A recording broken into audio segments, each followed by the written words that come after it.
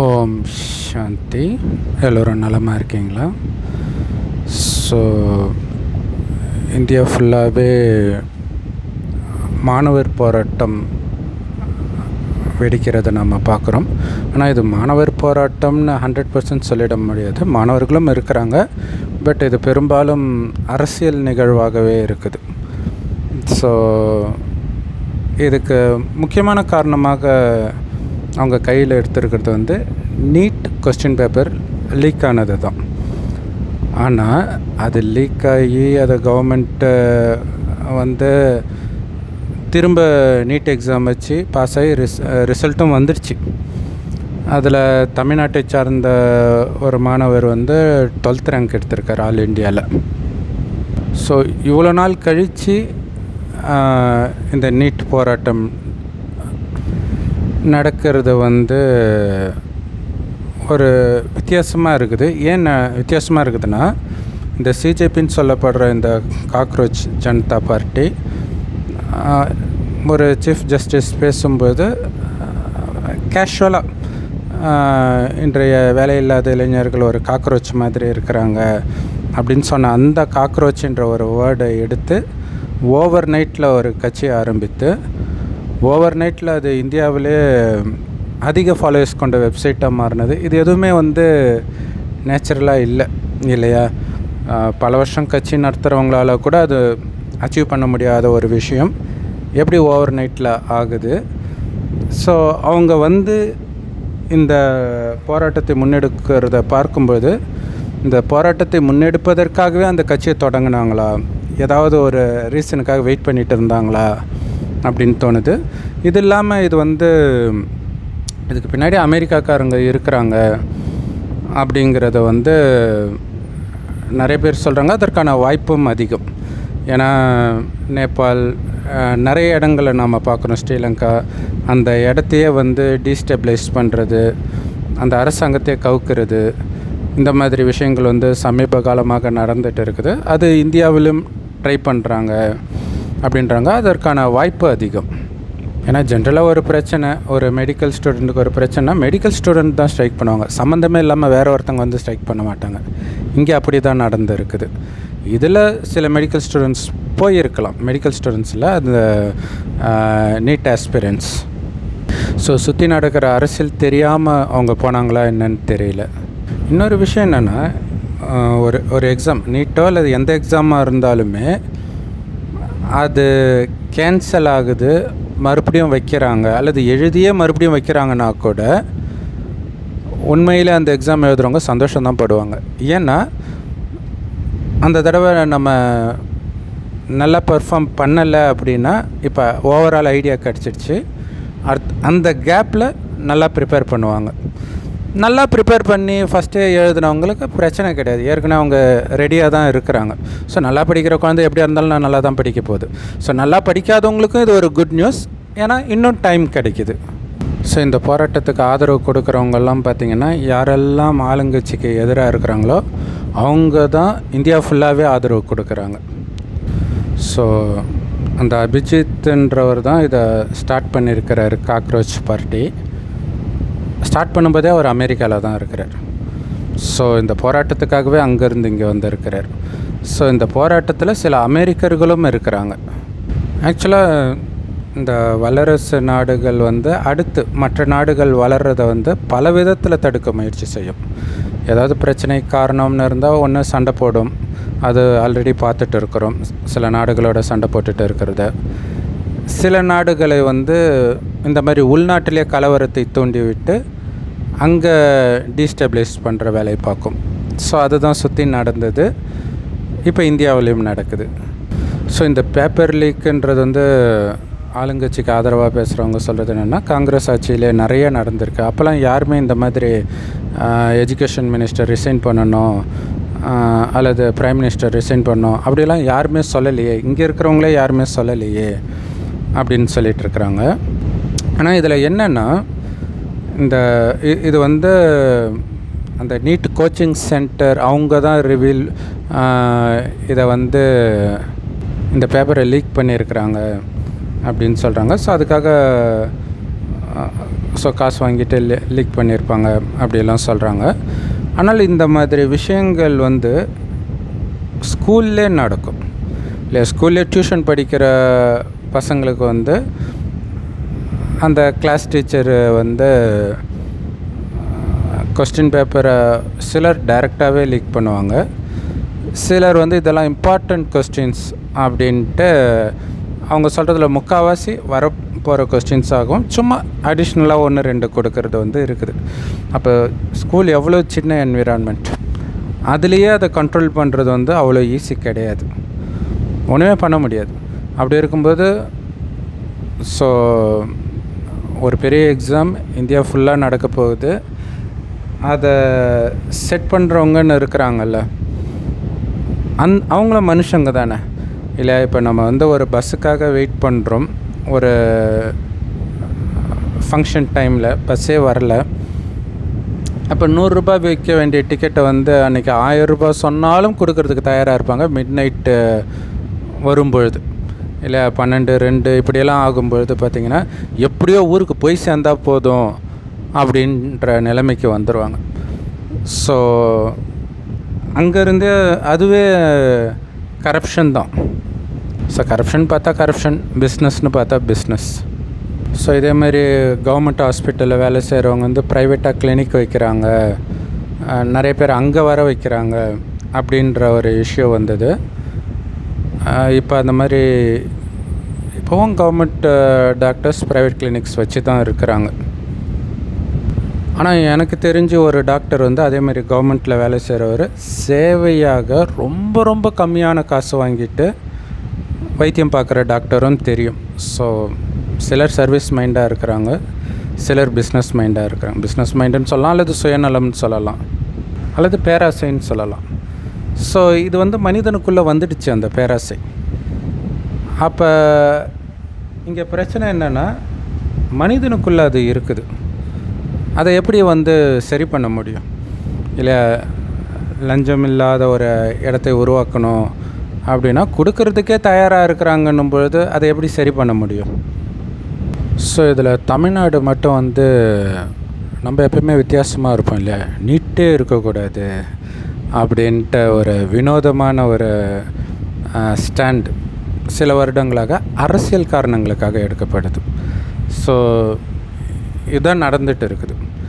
சரி, ஏன் நீட்டு இல்லாமல் வெறும் மார்க்கை வச்சு அவங்களுக்கு டாக்டர் சீட்டு கொடுக்கணுன்னா டிஎன்பிஎஸ்சி கூட தேவையில்லையே, இல்லை டைரெக்டாகவே அவங்க படிக்கிற மார்க்கை வச்சு கவர்மெண்ட் வேலையும் கொடுக்கலாம்ல. எதுக்கு அங்கே மட்டும் டிஎன்பிஎஸ்சி எக்ஸாம்? ஏன்னா அங்கே அந்த ஒர்க்கை வந்து எப்படியா இருந்தாலும் அதுக்கப்புறம் தான் கற்றுக்குவாங்க இல்லையா. கவர்மெண்ட் ஜாபில் இருக்கிற ஒர்க்குக்கான படிப்பை வந்து அங்கே படிக்க போகிறதில்ல டிஎன்பிஎஸ்சி எக்ஸாமில். ஒரு கமலாசன் படத்தில் வரும், நான் பார்க்குற குமாஸ்தா வேலைக்கு எதுக்கு இந்த கொஸ்டின்னு கேட்பார். குமாஸ்தா வேலைக்கு எதுக்கு அமெரிக்காவில் யார் பிரசிடெண்ட்டு, இந்த மாதிரி கேள்வியெல்லாம் எது கேட்குறீங்க, இதுக்கு என்ன சம்மந்தம் அப்படின்ட்டு. மொத்தத்தில் என்னென்னா அங்கே லிமிட்டட் நம்பர் ஆஃப் சீட்ஸ் இருக்குது, ஏதோ ஒன்று வச்சு ஃபில்டர் பண்ணணும், அதுக்காக ஒரு எக்ஸாம் தேவைப்படுது. ஸோ அதே மாதிரி இந்தியா லெவலில் நிறைய காலேஜஸ் இருக்குது. அங்கே வந்து இந்த நீட் ரேங்க் வச்சு நீங்கள் எதுக்கு வேணாலும் அப்ளை பண்ணிக்கலாம். அதேமாதிரி யூனிவர்சிட்டிஸ் இல்லையா, ஒவ்வொரு யூனிவர்சிட்டிக்கும் அல்லது ஒவ்வொரு காலேஜுக்கும் தனித்தனி எக்ஸாம் வைப்பாங்க. ஸோ அதை எல்லாத்தையும் தேவையில்லாத சுமை, அந்த அப்ளிகேஷன் ஃபீஸே அதிகமாக இருக்கும். நான் படிக்கும்போதே 1000 ரூபாயெலாம் அப்ளிகேஷன் ஃபீஸ் இருந்தது. ஸோ இப்போல்லாம் அதிகமாகவே இருக்கும். ஸோ அதெல்லாம் குறைக்கிறதுக்காக எடுத்துகிட்டு வந்தது தான் நீட். ஸோ தமிழ்நாட்டை பொறுத்த வரைக்கும் எல்லாத்தையும் ஒழிக்கிறது தான். நீட்டை ஒழிப்போம், ஹிந்தியை ஒழிப்போம், சனாதனத்தை ஒழிப்போம், மொத்தத்தில் தமிழர்களின் வாழ்க்கையே ஒழிப்போன்றது தான் அதோடைய உண்மையான சாரம். ஆக்சுவலாக எல்லா நாடுகளிலுமே போராட்டம் வெடிக்குது. ஆனால் அதுக்கு காரணம் என்னென்னா, அந்த ஒரு விஷயம் சொல்லுவாங்க, பாம்புக்கு பாலூட்டி வளர்த்தேன் அப்படின்வாங்க. அந்த மாதிரி எல்லா நாடும் பண்ணுற பெரிய தப்பு என்னென்னா, அந்த நாட்டை கௌரவிக்கிறதாக நினச்சி அந்தந்த நாடு சுதந்திர போராட்டம் பண்ணியிருக்கோம் இல்லையா, அந்த தலைவர்களை பற்றி புஸ்தகத்தில் போட்டிருப்பாங்க, அவங்க போராட்டம் பண்ணி ஜெயித்தாங்க. அப்போ அந்த குழந்தையோடைய மனசில் என்ன வருது, போராட்டம் பண்ணுறது தான் ஹீரோயிசம்பில் இருக்குங்க. அப்புறம் சினிமா கேட்கவே தேவையில்லை, அவனா போராடுறது, அடிக்கிறது இப்படி தானே காட்டுறாங்க. ஸோ அப்போ அந்த குழந்தையுடைய மனசில் வந்து இது ஒரு ஹீரோயிசம்னு மைண்டில் பதிவாயிடுச்சு. ஸோ அப்போ அந்த குழந்தை என்ன பண்ணும், இந்த மாதிரி பிரச்சனைக்கு இல்லாட்டினாலும் கூட வீட்டிலே ஏதோ ஒரு பிரச்சனை இருந்தால் இங்கே வந்து அமைதியாக போராடுற எல்லாமே வீட்டில் அமைதியாக இருக்க போகிறது கிடையாது. வீட்டில் பாத்திரத்தெல்லாம் அடித்து உடச்சி அந்த மாதிரி குணமுள்ளவங்க தான் இங்கே இந்த மாதிரி போராட்டத்துக்கே வருவாங்க. வீட்டிலே அமைதியாக இருக்கிறவங்க முதல்ல வெளியில் வந்து இப்படி போராடுவாங்களா? ஸோ டைரக்டர் வெற்றிமாறன் அவர்கள் வந்து ஒரு நாட்டில் மாணவர்களே இறங்கி போராடுறாங்கன்னா அதில் எந்த சிஸ்டமும் சரியில்லைன்னு அர்த்தம் அப்படிங்கிறார். எல்லா நாட்டிலையும் மாணவர்கள் தான் போராடுவாங்க இல்லையா? ஏன்னா ரத்தம் இல்லையா, அவங்க தான் பஸ்ஸை உடைக்கிறது, பப்ளிக் ப்ராப்பர்ட்டி டேமேஜ் பண்ணுறது எல்லாமே அந்த வயதினர் தான் பண்ணுவாங்க. அவர்களுக்கு பின்னால் அவர்களை தோன்றதுக்கு அரசியல் கட்சிக்காரங்க இருப்பாங்க. ஸோ நீட் எக்ஸாம் 2வது தடவை வச்சதுக்கே ஒரு போராட்டம்னா, யூபிஎஸ்சி சிவில் சர்வீஸ் எக்ஸாமிலும் எத்தனை இது வரும் இல்லையா? ப்ரிலிம்ஸ்னு வரும், மெயின்ஸ்னு வரும், ஒரு 4 லெவல் வரும். எதுக்கு 4 லெவலு அப்படின்னு போராட்டம் பண்ணுறது? அதை பல தடவை ஃபெயில் ஆகி 4th attempt 5th attempt இப்படியெல்லாம் வந்து அதுக்கப்புறம் கிளியர் பண்ணுவாங்க. ஸோ அப்படி வந்து தமிழ்நாட்டை சார்ந்த ஒரு சகோதரி தான் இந்த வருடமாக இந்த வருடம் தான் நினைக்கிறேன் 2வது இடம் வந்திருக்கிறாங்க. ஆல் இந்தியாவில் 2nd ரேங்க். எவ்வளோ பெருமைக்குரிய விஷயம். ஸோ அப்போ நீட்டு வேண்டான்னு போராடுறவங்க எல்லாருமே ஆக்சுவலாக எல்லாருமே படிக்காதவங்க தான். ஸோ அப்போ நம்மள மாதிரியே மற்றவங்களுக்கும் படிப்பு வராது அப்படின்னு அவங்களே முடிவு பண்ணிடுறாங்க போல இருக்குது. அப்படி வராமல் இருந்தால் எப்படி ஆல் இந்தியாவில் 2nd ரேங்க் வர முடியும்? ஆக்சுவலாக ஒரு தடவை 1st ரேங்க்கே வந்தாங்க. அப்போ தான் ஒரு 2-3 வருஷம் இருக்கும், இல்லை கொரோனா டைமாக ஏதோ தெரியல. அப்போ வந்து ஃபஸ்ட்டு தமிழ்நாட்டை சார்ந்த ஒரு சகோதரர் தான் நீட்டில் ஃபஸ்ட்டு வந்தார். ஸோ அப்போ தமிழ்நாட்டை சார்ந்தவர்கள் மற்றவர்களுக்கு எதிலும் சளைத்தவர்கள் இல்லை அப்படிங்கிறது ப்ரூவ் ஆகுது. இன்னொன்று, இதுக்காக கோச்சிங் சென்டர் போகணும், அது போகணும், இது போகணும். இன்றைக்கி நெட்டில் எல்லாமே இருக்குது இல்லையா? செல்ஃப் டிசிப்ளின் இருந்துச்சுன்னா தானாகவே படிக்கலாம், எல்லாமே ஃப்ரீயாக இருக்குது. ஸோ அந்த யூபிஎஸ்சியில் 2nd ரேங்க் எடுத்த சகோதரி வந்து சொல்லியிருந்தாங்க, நீங்கள் எங்கே ஜாயின் பண்ணாலும் அவங்க டைரெக்ஷன் தான் கொடுப்பாங்க, நீங்கள் தான் படிக்கணும் அப்படின்னாங்க. கரெக்டு தானே? எங்கே போனாலும் நீங்கள் தான் படிக்கணும். ஸோ அதை நீங்களே படிக்கலாம். அதுக்கான டைரெக்ஷன் எல்லாமே இன்றைக்கி யூடியூப்லேயே ஃப்ரீயாக கிடைக்கிது. ஆக்சுவலாக best things in life are always ஃப்ரீன்னுவாங்க. ஸோ அது உண்மையிலே உண்மை தான். ஸோ குழந்தைங்களுக்கு எதிரி வந்து நீட்டோ கேட்டோ ஹிந்தியோ கிடையாது, சினிமா, மொபைல் ஃபோன் இது தான். ஆனால் இதில் காமெடி என்னென்னா, அந்த சினிமாக்காரங்க தான் வந்து நீட்டு எதிரி, கேட்டு எதிரி, இப்படியெல்லாம் வந்து ஹிந்தி எதிரி, இப்படியெல்லாம் வந்து போராட்டம் பண்ணுறாங்க. அதுதான் காமெடி. ஸோ அதேமாதிரி இந்த போராட்டம் எங்கே நடக்கணும், அடுத்தது எங்கே போகணும், எல்லாமே ஆல்ரெடி ப்ரீ பிளான் பண்ணி வச்சுருக்குறாங்க. அவங்களுக்கு சாப்பாடு, அவங்களுக்கு எப்போ மெடிக்கல் ஹெல்ப் வரணும்னா எப்படி அக்சஸ் பண்ணணும், இன்டர்நெட் கட் ஆனாலும் எப்படி ஒருத்தரோட ஒருத்தர் கம்யூனிகேட் பண்ணணும், இதெல்லாம் வந்து திடீர்னு ப்ரொட்டஸ்ட் பண்ணுறாங்க ஒரு எமோஷன்னாலன்னா இது சாத்தியமே கிடையாது. ஸோ இந்த காக்ரோச் ஜனதா பார்ட்டி சிஜேபியோடைய கோரிக்கைகள்ன்றது 3 தான் வைக்கிறாங்க. ஒன்று, சூசைட் பண்ணவங்க, இந்த நீட்டுக்குனால சூசைட் பண்ணவங்களுக்கு வந்து அந்த குடும்பத்துக்கு 1 கோடி கொடுக்கணும் அப்படின்றாங்க. ஆனால் ஒவ்வொரு வருடமும் தானே சூசைட் பண்ணிக்கிறாங்க. இந்த எக்ஸாமுக்கு மட்டும் இல்லை, எல்லா எக்ஸாமுக்கும் 10th +2 எக்ஸாமுக்கே இன்னும் கேட்டிங்கன்னா அதுக்கு கீழே இருக்கிற எக்ஸாமுக்கெல்லாம் கூட சூசைட் பண்ணிக்கிறாங்க. ஸோ அப்போ ஒருத்தர் சூசைட் பண்ணிக்கிறாங்க அப்படின்னா அவங்க அவ்வளோ பலகீனமாக இருக்கிறாங்கன்னு அர்த்தம், அல்லது அவங்களுடைய பேரண்ட்ஸ் வந்து அந்தளவுக்கு ப்ரெஷர் கொடுக்குறாங்கன்னு அர்த்தம். ஸோ தப்பு அவங்களுக்கு எதுக்கு அரசாங்கம் காசு கொடுக்கணும்? ஸோ தமிழில் ஒன்று சொல்லுவாங்க, மணந்தால் மகாதேவி இல்லையில் மரணதேவி. அந்த மாதிரி எனக்கு ஒன்று நீட்டு கிடைக்கணும், இல்லைன்னா நான் செத்து போயிடுவேன் அப்படிங்கிற மாதிரி இருக்கிறது வந்து ஒரு மனநோய் தானே. ஆக்சுவலாக இந்த மருத்துவம் வந்து ஒரு பெரிய ப்ரெஸ்டீஜான ஒரு விஷயமாக பார்க்கப்படுறதே வந்து அது ஒரு முக்கியமான காரணம். இதுக்கு வந்து இவ்வளோ ஃபீஸ் டிமாண்ட் பண்ணுறது, இது அதுக்கப்புறம் நடக்கிற இந்த நீட் எக்ஸாம் எல்லாத்துக்குமே அது ஒரு முக்கியமான காரணம் இல்லையா? இப்போ வந்து ஐடிஐ படிக்கிறதுக்காக இந்த மாதிரி ஒரு எக்ஸாம் வைக்கிறாங்கன்னு வச்சுக்கோங்க. அது இதே மாதிரி லீக் ஆகிடுச்சு, போஸ்ட் பண்ண வச்சுன்ட்டு யாராவது சூசைட் பண்ணுவாங்கன்னு நினைக்கிறீங்களா? ஆக்சுவலாக அது கூட கவர்மெண்ட் ஐடிஐக்கெலாம் எக்ஸாம் இருக்கும்னு நினைக்கிறேன், entrance exam. Government ITI, government polytechnic, அவங்க என்ன பண்ணாங்க, இது கிடைக்கலன்னா அடுத்தது என்னன்னு பார்ப்பாங்க. ஸோ எங்கள் ஸ்கூலில் ஒரு பொண்ணு வந்து செகண்ட் மார்க் எடுத்துடுச்சு, ஒரே ஒரு மார்க் வித்தியாசத்தில். வேறு ஒரு பொண்ணு வந்து ஃபஸ்ட் மார்க் எடுத்துடுச்சு. அதனால் அந்த பொண்ணு நைட்டெல்லாம் சாப்பிடாமல் தூங்காமல் ஒரு மென்டல் மாதிரி இருந்திருக்காங்க. ஸோ அந்த பொண்ணு எதிர்காலத்தில் வரக்கூடிய பிரச்சனையை எப்படி தாங்குவாங்க? உண்மையில் இந்த மாதிரி சூசைட் பண்ணுறவங்கெல்லாம் இந்த எக்ஸாம்லாம் ஒரு பெரிய விஷயமே கிடையாது வாழ்க்கையில். அடுத்தடுத்து அவங்க சந்திக்க போகிற பிரச்சனைக்கு கம்பேர் பண்ணும்போது அப்போ என்ன பண்ணுவாங்க, கண்டிப்பாக அவங்க சூசைட் தான் பண்ணியிருப்பாங்க எப்படியாக இருந்தாலுமே.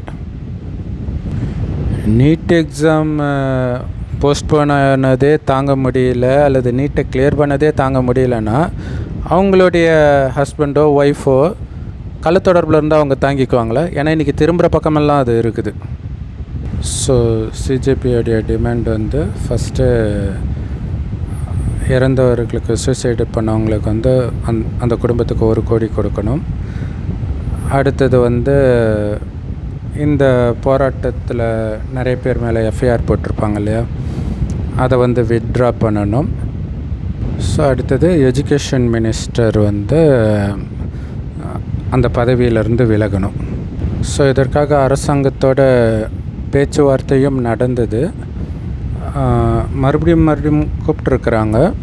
அவங்க வந்து அவங்க இடத்துக்கு நாங்கள் வரமாட்டோம், எங்கள் இடத்துக்கு அவங்கள வர சொல்லுங்கள், இல்லை காமனாக ஒரு இடத்துல சந்திக்கிறோம் அப்படின்னு சிஜேபி சார்பாக சொல்லப்பட்டு இருக்குது. ஸோ பிரதமர் அவர்களே கூட அனௌன்ஸ் பண்ணியிருக்கிறாங்க, இந்த மாதிரி எங்களுக்கு மாணவர்கள் தான் முக்கியம் அப்படின்னு சொல்லியிருக்கிறாங்க. மாணவர்களுக்கு எதிராக இருக்கக்கூடிய யாரையும் நாங்கள் சும்மா விட மாட்டோம். ஸோ இந்த மாதிரி பேப்பர் லீக் இதுக்கெல்லாம் வந்து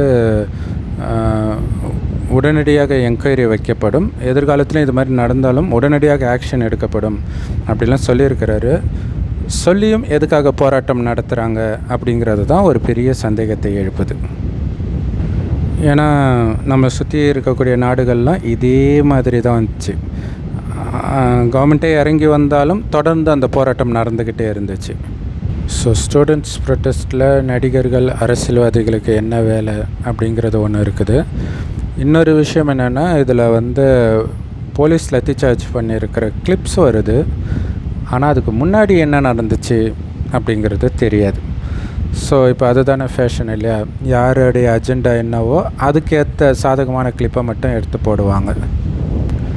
ஸோ அதேமாதிரி போலீஸ் சைடில் வந்து போலீஸை இவங்க அடிக்கிறது, கல்லால் அடிக்கிறது இதெல்லாம் நடந்துச்சு. சிஜேபி சார்பாக சொல்லப்படுறது என்னன்னா, அவங்க எங்கள் ஆட்கள் கிடையாது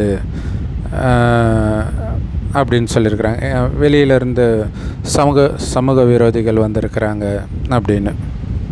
அப்படி வெளியிலேருந்து வந்தவங்க சமூக விரோதிகள்னால், அந்த சமூக விரோதிகளுக்கு இடம் கொடுக்குற அந்த ஒரு ப்ளே கிரவுண்டை உருவாக்குனவங்களுக்கு பேர் என்ன?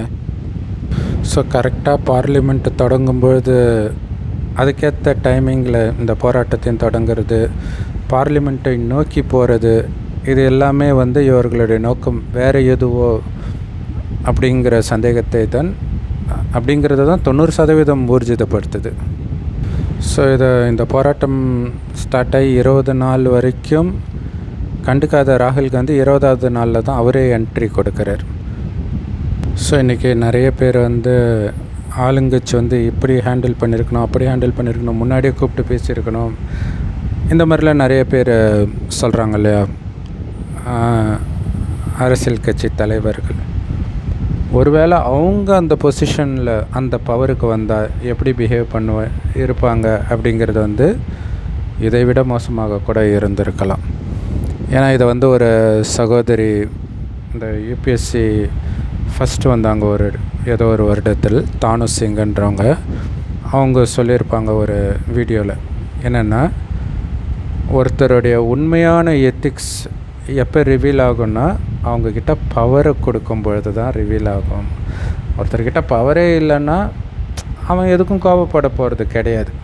இல்லை, அவன்கிட்ட ஒரு பவர் கொடுத்து அவனுக்கு எதிராக ஒரு விஷயம் செய்யும்பொழுது தான் அவனுடைய குணம் வெளிப்படவே செய்யும். ஸோ இதில் என்னென்னா, எஜுகேஷன் மினிஸ்டர் பதவி விலகிட்டால் அதை தப்பு பண்ணவங்க யாருன்னு கண்டுபிடிச்சி அவங்களுக்கெல்லாம் தண்டனை கொடுக்கணும். அவன் அப்படியே தான் இருக்க போகிறான்னா, யார் எஜுகேஷன் மினிஸ்டர் வந்தாலும் அல்லது யார் ஆட்சிக்கு வந்தாலுமே அது தொடர்ந்து நடக்க தான் போகுது. ஸோ இப்போ இவங்க ஆட்சியில் இருக்கிறவங்க மேலே கை வைக்கிறதே இவங்களுடைய நோக்கம் வேறு ஒரு விஷயமாக தான் இருக்குது. சப்போஸ் இப்போ அதுதான் எல்லாருடைய ஏன் அவங்க அவரை பதவி விலக வைக்கலை அப்படின்னா, அடுத்து இவங்கள பதவி விலக வைங்க, இவங்கள பதவி விலக வைங்க அப்படின்னு. ஏன்னா சிஜேபின்னு ஒன்று இதுக்கு முன்னாடி கிடையவே கிடையாது. அப்படி இருக்கும்போதே இவங்க இந்த அளவுக்கு ஃபோர்ஸாக வராங்கன்னா, இவங்க சொல்கிறத கேட்டு அரசாங்கம் பணிஞ்சு போகுது. குறிப்பாக அதாவது மற்ற டிமாண்டு அது கூட ஓகே நிறைவேற்றிடலாம். ஆனால் தன்னுடைய மினிஸ்டரே தூக்குது அப்படின்னா, அதுக்கு அடுத்தது இவங்கள தூக்குங்க அவங்கள தூக்குங்க அப்படின்னு இல்லை, கண்டிப்பாக சொல்லுவாங்க. ஸோ ஆக்சுவலாக இந்த சுனாமி வந்ததுலேருந்தே பார்த்திங்கன்னா அங்கங்கே அப்பப்போ அந்த இயற்கை கொஞ்சம் வேறு மாதிரி ஆகிட்டே இருந்தது. ஸோ இன்றைக்கி எல்னினோ வரைக்கும் வந்திருக்குது. அது இன்னும் மோசமாக மாறும். அதே மாதிரி தான் அங்கே இயற்கை எப்படி வார்னிங் சைன் கொடுத்து இன்னும் சீரியஸ் ஆகிட்டே இருக்குதோ, அதே மாதிரி தான் இந்த மாதிரி விஷயங்களும். இப்போ இந்த பிரச்சனை வந்திருக்குது. ஸோ இது சால்வ் ஆகிடும் அப்படின்னு நம்புகிறோம். ஆனால் இது கண்டிப்பாக வேறு ஏதோ ஒன்றுத்துக்கான வார்னிங் சைன் தான். ஸோ இன்றைக்கி நாம் இருக்கக்கூடிய இந்தியாவுக்கு காரணம் அப்போ காந்தி பண்ண போராட்டம். ஆனால் போராட்ட டைமில் எப்படி இருந்திருக்கும்? இல்லை ஒரு பதற்றமான சூழ்நிலை தான் இருந்திருக்கும். ஆனால் அதோடைய ரிசல்ட்டாக நாம் இப்போ இருக்கக்கூடிய சூழ்நிலையில் இருக்கிறோம். ஆனால் ஒரு விதத்தில் அந்த டைமுக்கு அது நல்லா இருந்த மாதிரி இருந்தாலும், இன்றைக்கி நடக்கிற போராட்டத்துக்கெல்லாம் அந்த போராட்டம் ஒரு பிள்ளையார் சுழி போட்டு இருக்குது இல்லையா? அதுதான் ஒரு முன்னுதாரணம். அதை வச்சு தான் எதுக்கெடுத்தாலும் போராட்டம் எல்லா நாட்டிலையும் நடக்க ஆரம்பிக்குது. ஏன்னா எல்லா போராட்டமுமே ஃபஸ்ட்டு பீஸ்ஃபுல்லாக தான் ஸ்டார்ட் ஆகுது, அதுக்கப்புறம் தான் அது வயலண்ட்டாக மாறுது. ஆனால் கீதையில் சொல்லப்பட்ட மாதிரி நடந்தது நன்றாகவே நடந்தது, நடப்பது நன்றாகவே நடக்கிறது, நடக்க இருப்பது இன்னும் நன்றாகவே இருக்கும். ஸோ இதோடைய அர்த்தம் எதுவுமே நடக்காது, எல்லாமே நல்லா இருக்கும்னு அர்த்தம் கிடையாது. மோசமான விஷயந்தான் நடந்தது, ஆனால் அதோடைய ரிசல்ட் நன்றாக இருக்கும். அந்த நேரம் அது தெரியாது. அதே மாதிரி இப்போ நடந்து கொண்டு இருக்கிறதும் மோசமாக தான் இருக்குது, ஆனால் இதோடைய ரிசல்ட் கண்டிப்பாக நல்லா தான் இருக்கும். அதை இந்த மோசமான விஷயம் நடக்கும்பொழுதே அவங்களுக்கு தெரிஞ்சிடுச்சுன்னா அந்த ஒரு பதற்றம் இருக்காது. இதை ஏன் சொல்கிறேன் அப்படின்னா, ஒரு காடு இருக்குது, அங்கே ஒரு பூங்காவை அமைக்கணுன்னா என்ன பண்ணுவாங்க? கண்டிப்பாக அந்த காட்டை அழித்தால்தான் பூங்கா அமைக்க முடியும். ஸோ அந்த மாதிரி நாம் இப்போ எந்த காலகட்டத்தில் இருக்கிறோம் அப்படின்னா, இந்த 5000 வருட காலச்சக்கரத்தில் கலியுகத்தின் கடைசின்னு ஒரு வருடத்தில் இருக்கிறோம்னு கடவுள் சொல்கிறார். அவர் செம்பொன் நிறமான ஒளி உலகத்தில் நட்சத்திரம் மாதிரி இருக்கிறார். அவரைத்தான் அல்லான்னும் பரமபிதானும் சிவனும் சொல்கிறோம். கடவுள் ஒருவர் தான். அவர் ஒரு வயோதிகர் உடலில் இந்த ஞானத்தை கொடுக்கிறார். எந்த ஞானத்தை? இந்த 5000 வருட இறுதியில் இருக்கிறோம். உலகம் அழியும், ஆனாலும் பயப்படாதீங்க, ஆத்மா அழியாது. அது எப்படி பயப்படாமல் இருக்கிறது அப்படின்னா, உலகம் அழிவதே இதே பூமி சொர்க்கமாக மாறுவதற்காக தான். காட்டை அழிப்பதே அங்கே பூந்தோட்டத்தை உருவாக்கத்தான். அது மாதிரி சொர்க்கத்தை உருவாக்குறதுக்காகத்தான். ஆத்மா அழியாது இல்லையா? அப்போ அது சொர்க்கத்துக்கு வரணும். அப்போ சொர்க்கத்துக்கு வருவதற்கு நான் என்ன பண்ணணும்? அதுக்கு தான் எது நடந்ததோ நன்றாகவே நடந்தது. அது அப்படின்னா என்ன அர்த்தம்னா, எது நடந்தாலும் அமைதியாக இருக்கணும், எல்லாத்துலேருந்தும் விலகி இருக்கிறது, எல்லா விதமான ஐடென்டிட்டியிலேருந்தும் விலகி இருக்கிறது. இவங்களை பிடிக்கும், இவங்களை எனக்கு பிடிக்காது, எல்லாத்துலேருந்தும் விலகி இருக்கிறது. எப்படி அது சாத்தியம்? நான் உடம்புன்னு நினச்சாலே ஐடென்டிட்டி வந்துடும். ஆண், பெண், இந்த குடும்பத்தை சார்ந்தவன், இந்த மதத்தை சார்ந்தவன், இந்த ஜாதியை சார்ந்தவன், இந்த தேசத்தை சார்ந்தவன், இந்த மொழியை பேசுபவன், இப்படி பலவிதமான ஐடென்டிட்டி. இதை படிச்சுட்டு இருக்கிறவன், இந்த மாதிரிலாம் உடம்பே நான் இல்லைன்னா எந்த ஐடென்டிட்டியும் கிடையாது. அப்போ வேறு யார் நான்? இந்த உடலை இயக்கக்கூடிய ஆத்மா. அது எப்போவுமே இருக்கும் வெவ்வேறு உடம்பில். நம்ம பல ஜென்மம் எடுத்து கடைசி ஜென்மத்தில் இந்த உடம்பில் இருக்கிறோம். இப்போ சொர்க்கத்தில் தேவதை உடலுக்கு போக போகிறோம். அப்போ அந்த தேவதைகளுக்கும் கலியுகத்தின் மனிதர்களுக்கும் என்ன வித்தியாசம்னா, இன்றைக்கி கலியுகத்தில் மனிதர்களுக்குள்ள காமம், கோபம், பற்று, பேராசை, அகங்காரம் தான் நிரம்பி இருக்குது. இந்த 5 விகாரங்கள் கொஞ்சம் கூட இருக்காது தேவதைகளுக்கு. அதனால தான் அவங்கள நம்ம கோயில் கட்டி கும்பிட்றோம். அப்படி இருந்ததே நாம தான்னு சொல்கிறார். அதனால் மீண்டும் அப்படி ஆகுங்க. அது எப்படி சாத்தியம்? ஏன்னா நான் ஏற்கனவே சொன்ன மாதிரி ஸ்கூல் புக்கிலே கரெக்ட் பண்ணிட்டாங்க. இந்த மாதிரி போராட்டம் பண்ணுறவங்களாம் தலைவர்கள் ஆக்கிட்டாங்க. சினிமாவும் அப்படி ஆக்கிடுச்சு. அப்புறம் எப்படி அதிலிருந்து விலகிறது? காமம், கோபம், பற்று, பேராசை, அகங்காரம் எல்லாருக்குள்ளேயும் ஊடுருவிடுச்சு. அதை எப்படி வெளியில் எடுக்கிறது? அதற்கான சக்தியே கிடையாது யார்கிட்டையும். அதுக்கு இறைவன் சொல்கிறார், என் ஒருவனை நினைவு செய்யுங்க. ஏன்னா இறைவன் நம்மள மாதிரி குழந்தையாக ஒருபொழுதும் பிறந்து இந்த 5 விகாரத்துக்கு அடிமையானதே கிடையாது. பிறந்தால் தானே அடிமையாகிறதுக்கு. ஆனால் ஒரு வயோதிகர் உடலுக்குள்ளே பிரவேசிக்கிறார் இந்த ஞானத்தை கொடுக்க. ஏன்னா இந்த ஞானம் அவர்கிட்ட தான் இருக்குது. அதனால தான் அந்த கடவுளுக்கு இவ்வளோ மகிமை பாடுறோம். எதுக்கு? நரகத்தில் துக்கத்தில் இருக்கிற நம்மளை சுகம் நிரம்பிய சொர்க்கத்துக்கு அழைச்சிட்டு போகிறதுக்காக. அங்கே துக்கமே இருக்காது. சிங்கமும் பசும் ஒன்றா தண்ணி குடிக்கும்.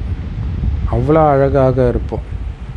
ஆனால் காமமே இருக்காது. கணவனும் மனைவியும் நமக்கு ஒரு வாரிசு வேணும்னு நினைக்கும்போது மனைவி கர்ப்பம் ஆவலை தவிர சின்ன சலனம் கூட ஆண் பெண் இருவருக்கு இடையில் இருக்காது.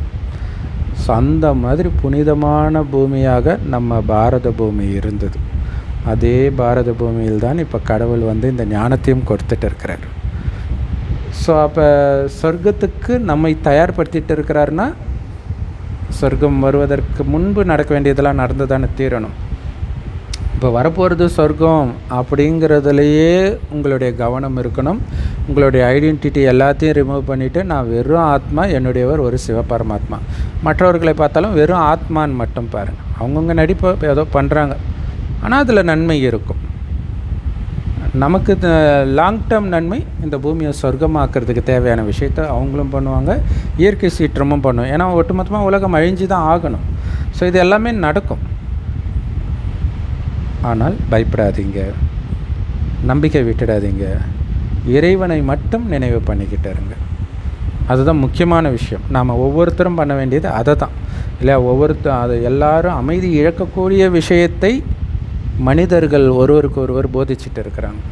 ஸோ இந்த நடிகர்கள்லாம் சேர்ந்து பேசுனாங்களே, அந்த மாதிரி விடக்கூடாது, கடைசி வரைக்கும் போராடுங்க, நாங்கள் இருக்கிறோம். ஸோ அதிலிருந்தெல்லாம் விலகி இறைவன் நினைவில் உங்கள் மனதை அமைதியாகவே வச்சுருங்க. அதுதான் ரொம்ப முக்கியமானது. ஏன்னா எது நடக்கணுமோ அது நடந்தே தீரும். அதை யாராலையும் தடுக்க முடியாது. ஆனாலும் அது நம்ம நன்மைக்காக தான் நடக்குது. அப்போ இது எதுவுமே கிடையாது இறைவனை தவிர அப்படிங்கிறது சதா மைண்டில் இருக்கணும். இல்லாட்டினா நமக்குள்ளே இருக்கக்கூடிய மிருக குணம் எப்போ வேணாலும் வெடித்து வெளியில் நம்மளை மிருகமாக்கிடும். ஸோ அந்த மிருக குணத்தை அழிக்கிறதுக்கு தான் தைரியம் வேணும். அப்படி அழிக்கிற வேலையை செய்தவர்கள் தான் சொர்க்கத்தில் தேவதையாக ஆக முடியும். அப்படி நமக்குள்ளே இருக்கக்கூடிய மிருக குணத்தை அழிக்கிறதைத்தான் ராமாயண கதையாக, பைபிள் கதையாக, குரான் கதையாக, மகாபாரத கதையாக சொல்லப்பட்டிருக்குது. எல்லாமே பார்த்திங்கன்னா வெளியில் அசுரர்களை அழித்ததாக காட்டியிருப்பாங்க. அது உண்மையிலே நமக்குள்ளே இருக்கக்கூடிய அசுர குணத்தை அழிக்கிறது. இல்லை இங்கே பாருங்களாம், ஜஸ்ட்டு ஓவர் நைட்டில் யாருன்னே தெரியாத ஒருத்தர் திடீர்னு ஃபேமஸ் ஆகிறாரு. காக்ரோச் ஜனதா பார்ட்டி ஆரம்பித்து ஓவர் நைட்டில். அது கண்டிப்பாக சாத்தியம் கிடையாது. அதுக்கு பின்னாடி யாரோ இருக்கிறாங்க. ஸோ அப்படி ஆகி 2 மாதத்தில் இப்படி ஒரே மாதத்தில் ஸ்டார்ட் பண்ணிட்டாங்க பிரச்சனையை. அப்படி யாருன்னே தெரியாதவங்களுக்கு கவர்மெண்ட் இறங்கி வரணும் அப்படின்னு நினைக்கிறது ஓகே, அவங்களுடைய நோக்கம் ரொம்ப மோசமான நோக்கம். பட் மொத்தத்தில் யாராக இருந்தாலும் இறங்கி வரணும்னு நினைக்கிறது ஒரு அரசாங்கத்துடைய பலகீனத்தை காட்டுறது இல்லையா? அப்படி இறங்கி வந்தால் ஆனால் அது ஒரு லெவலுக்கு மேலே போகும்போது இவங்க ஜென்யூனாகவே இதுக்காக தான் இருக்கிறாங்களோ. அது இன்னொன்று எதிர்க்கட்சியும் வேறு ராகுல் காந்தியும் பிரச்சனை பண்ணும்போது அவங்களுக்கு இவங்க பதில் சொல்லி தானே ஆகணும். ஸோ அப்போ வந்து அரசாங்கமும் இறங்கி வருது. பட் அரசாங்கமே இறங்கி வந்தாலும் கூட நீங்கள் கூப்பிட்ற இடத்துக்கெலாம் நாங்கள் வரமாட்டோம், நாங்கள் கூப்பிட்ற இடத்துக்கு வாங்க அப்படிங்கிறதெல்லாம் வந்து இந்த பிரச்சனையை இன்னும் எந்த அளவுக்கு நீட்டிச்சிட்டு போகலாம் அப்படிங்கிறது தான் இவங்களுடைய இலக்காக இருக்குது. ஸோ பைபிளில் ஒரு வார்த்தை இருக்கும், எந்த காரணத்தை கொண்டும் ராஜாவை நீ எதிர்க்கக்கூடாது அப்படின்னு. அதாவது ஆட்சி செய்கிறவங்கள, ஏன்னா அவங்கக்கிட்ட பவர் இருக்குது இல்லையா. ஆனால் நம்ம பாட புஸ்தகம் எல்லாமே தப்பாக சொல்லி கொடுக்குது. ஸோ பாருங்கள், எல்லாம் வி சல்யூட் ஜென்சி கிட்ஸ். இப்போ தான் எங்களுக்கு அவங்க மேலே ரெஸ்பெக்ட் வருது, போராடுறதுனால ரெஸ்பெக்ட் வருதான். இந்த போராடுற குணம் குடும்பத்துலேயும் எதிரொலிக்கும். ஏன்னா அது அவங்களுடைய கேரக்டராக மாறும். இது இல்லாமல் அவங்க ஈகோ சொல்லிக்கிட்டே இருக்கும், நான் அந்த போராட்டத்திலே கலந்துக்கிட்டேன்னு தெரியுமா அப்படின்ட்டு பலருடைய வாழ்க்கையே அது சீரழிச்சிட்டு இருக்கும். அதாவது அவங்களுடைய கேரக்டரை சீரழிக்கிறதன் மூலமாக. இன்னொரு விஷயம் என்னென்னா, மகாத்மா காந்தி காலத்தில் வந்து அந்த மாதிரி போராடினாங்க இல்லையா, அவங்களே இப்போ எங்கே போயிட்டாங்க? எங்கேயும் போகலை. அவங்களே தான் மறுஜன்மம் எடுத்து மறுபடியும் இதே மாதிரி போராட்டத்தில் கலந்துக்கிறாங்க. ஏன்னா ஒன்ஸ் போராடினாங்கன்னா அந்த குணம் இருக்கும். அந்த குணத்தை தூண்டக்கூடிய விஷயம்தான் அவங்களுக்கு பிடிக்கும். அந்த மாதிரி பாட புஸ்தகம் வரலாறு படிக்கிறது, அந்த மாதிரி சினிமா பார்க்குறது, அந்த ஒரு வெறி ஏற்றுற மாதிரி பாட்டையே கேட்டுக்கிட்டு இருக்கிறது. மாஸ் ஹீரோ பாட்டெலாம் அப்படி தானே இருக்குது. ஸோ கேட்டு ஒரு பெரிய மனநோயாளியாக மாறிடுவாங்க. ஸோ அது வந்து அவங்க உடலையும் அழிச்சிடும், அவங்க மனதையும் அழிச்சிடும், அவங்கள சுற்றி இருக்கிறவங்க வாழ்க்கையின் நிம்மதியும் அழிச்சிடும். ஸோ மனித வழியை ஃபாலோ பண்ணி அப்படியே ஆக்கிக்க போகிறீங்களா உங்கள் வாழ்க்கையை, அல்லது இறைவனின் வழியை ஃபாலோ பண்ணி அமைதியாகவே இருந்து அமைதியும் ஆனந்தமும் செல்வமும் நிரம்பிய சொர்க்கத்தின் சுகத்தை அடுத்த 2500 வருடத்துக்கு அனுபவிக்க போகிறீங்களா அப்படிங்கிறது உங்கள் கையில் இருக்குது. ஏன்னா 2500 வருடமாக இதே பாரத பூமி சொர்க்கமாக இருக்க போகுது. அடுத்த 2500 வருடம் அப்படியே கொஞ்சம் கொஞ்சமாக நரகமாக இப்போ இருக்கிற ஸ்டேஜுக்கு வந்துடும். ஸோ இது திரும்ப ரிப்பீட் ஆகும். இந்த 5000 வருடத்தை ஒரு கல்பம்னு சொல்லுவோம். இதில் என்ன நடக்குதோ அதே தான் திரும்ப ரிப்பீட் ஆகும். அப்படின்னு அர்த்தம், 5000 வருடம் முன்பும் இதே போராட்டத்தின் பொழுது இதே வீடியோவை தான் நான் போட்டேன், இப்போவும் போட்டிருக்கிறோம். ஒவ்வொரு கல்பத்திலும் இந்த நேரம் இதே தான் நடக்கும். ஸோ இப்போ நீங்கள் இறைவனின் கையை பிடிச்சிட்டிங்கன்னா ஒவ்வொரு கல்பத்திலும் சொர்க்கத்துக்கு வந்துடுவீங்க.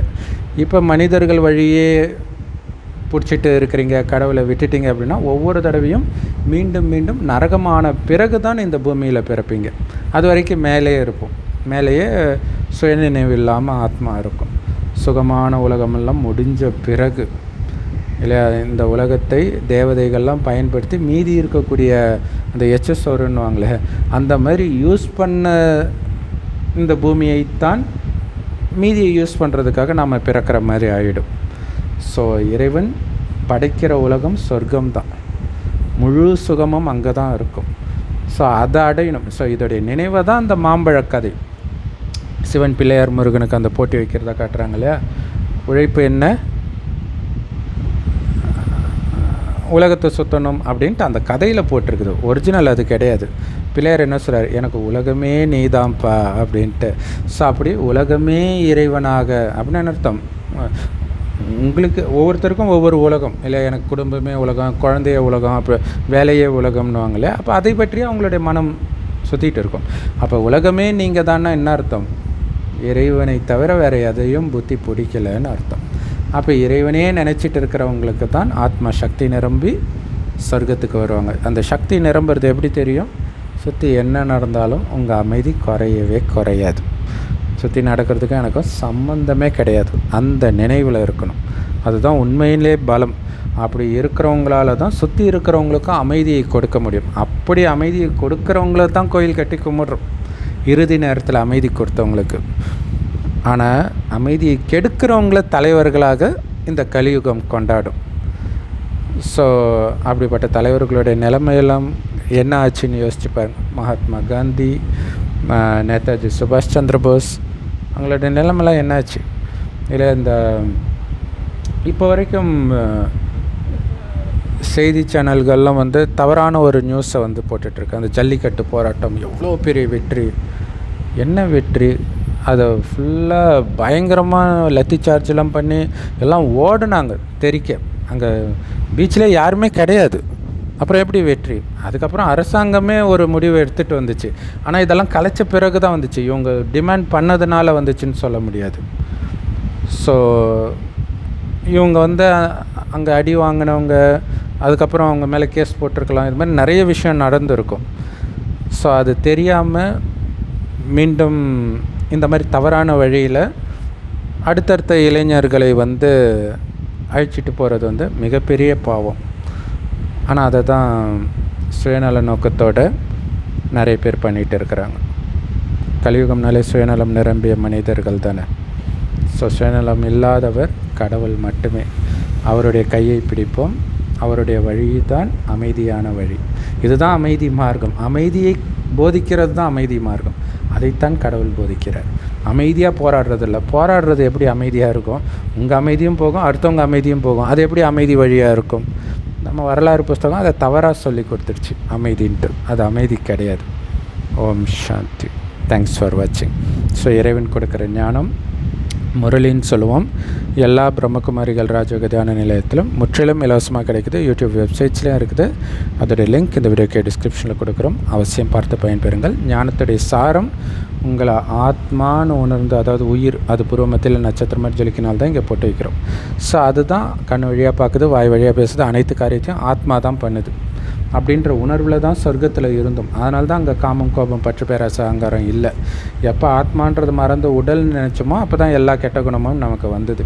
இப்போ மறுபடியும் ஆத்மான்ற உணர்வில் நிலைக்கணும்னா ஆத்மான்னு உணர்ந்து ஆத்மாவின் தந்தை சிவபரமாத்மாவை சதா நினைவு பண்ணிக்கிட்டே இருக்கணும். உட்கார்ந்தாலும், நடந்தாலும், சாப்பிட்டாலும், எது செய்தாலும் இறைவனுடைய நினைவு கட்டாகாமல் பார்த்துக்கிட்டே இருங்க. அது அவ்வளோ ஈஸி கிடையாது. முயற்சி பண்ண தான் வரும். அது முயற்சி பண்ண உங்களுக்குள்ளே அந்த உள்ளுக்குள்ளே ஒளிஞ்சிட்ருக்கிற காமம், கோபம் இதெல்லாம் தூண்டக்கூடிய சூழ்நிலை வரும். அப்போ தானே தெரியும் உங்களுக்குள்ளே இருக்குதா இல்லையான்ட்டு. அதையும் மீறி நீங்கள் உள்ளுக்குள்ளேயே அதை அழிக்கணும். இறைவன் நினைவில் இருந்து உள்ளுக்குள்ளே காமம், கோபம், பற்று, பேராசை, அகங்காரன்ற இந்த 5 தலை பாம்பை உடைக்கிறத தான் மகாபாரதத்தில் கிருஷ்ணர் குழந்தையாக இருக்கும்போது யமுனை நதிக்குள்ளே அந்த காளிங்கம்ன்ற நாகத்தை அதோடைய தலையை உடைத்தார் நடனமாடி. அதாவது இறைவனுடைய நினைவிலும் இறைவனுடைய ஞானத்தின் நடனம் அதாவது ஞானத்தை சிந்தனை செய்கிறது தான் நடனம் சொல்கிறது. அதன் மூலமாக நமக்குள்ளே இருக்கக்கூடிய இந்த அசுர குணங்களை உடைக்கிறது, அழிக்கிறது. இதைத்தான் குறிக்கிறது. இன்னும் நல்ல சுவாரஸ்யமாக இந்த ஞானம் இருக்கும். ஸோ இறைவனிடம் நேரடியாக அந்த ஞானத்தை கேளுங்க. ஏற்கனவே சொன்ன மாதிரி எல்லா பிரம்மகுமாரிகள் ராஜயோக தியான நிலையத்திலும் முற்றிலும் இலவசமாக கிடைக்குது. யூடியூப் வெப்சைட்ஸ்லையும் இருக்குது. அதோடைய லிங்க் இந்த வீடியோக்கு டிஸ்கிரிப்ஷனில் கொடுக்குறோம். நம்ம வாட்ஸ்அப் சேனல் லிங்க். அதில் ரெகுலராக இந்த வீடியோவிலும் நம்ம போஸ்ட் பண்ணுவோம். இல்லைனா பிகே சரவணகுமார் தமிழ் முரளி நீங்கள் சர்ச் பண்ணிங்கன்னா கூட அந்த இறைவன் கொடுக்குற ஞானமாகிய முரளி உங்களுக்கு கிடைக்கும். ஓம் சாந்தி. தேங்க்ஸ் ஃபார் வாட்சிங். ஸோ இந்த செய்தியை சொல்கிறதுக்கு தான் யாரும் இல்லை. இளைஞர்களை சரியாக வழி நடத்த யாருமே இல்லை. ஸோ தயவுசெய்து இந்த வீடியோவை குறைஞ்சபட்சம் உங்கள் வீட்டு குழந்தைங்களுக்காவது காட்டுங்க. அதில் ஆனால் எல்லோருக்கும் இது பிடிக்குமா அப்படிங்கிறது டவுட்டு தான். இல்லை, எல்லோருக்கும் அடித்தாங்க, உதைச்சாங்க, அதுதான் பிடிக்கும். அதான் கலியுகம், கலியுகத்துடைய உச்சம். ஆனாலும் ஒருத்தர் இதனால் மனம் மாறினா கூட சாதாரண விஷயம் கிடையாது தானே.